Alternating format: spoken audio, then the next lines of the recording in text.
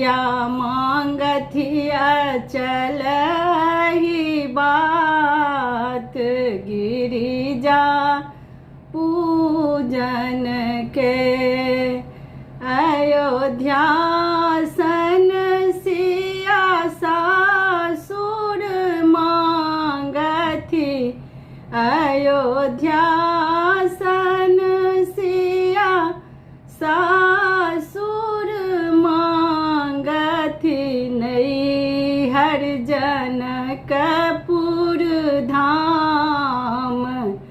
गिरिजा पूजन के सिया मांगथी अचल ही बात गिरिजा पूजन के राजा दशरथ सन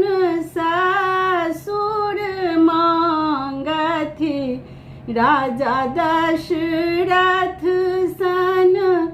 ससुर मांगथी पिता जनक सन बाप गिरिजा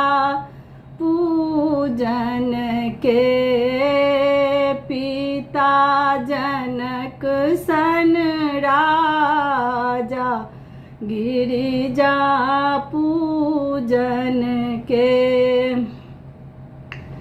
रानी कौशल्या सन सासुज मांगथी रानी कौशल्या सन सासुज मांगथी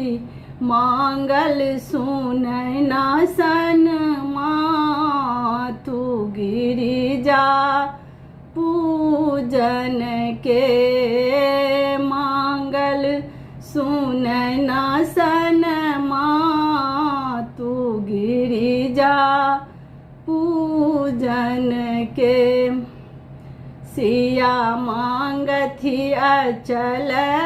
ही बात गिरिजा पूजन के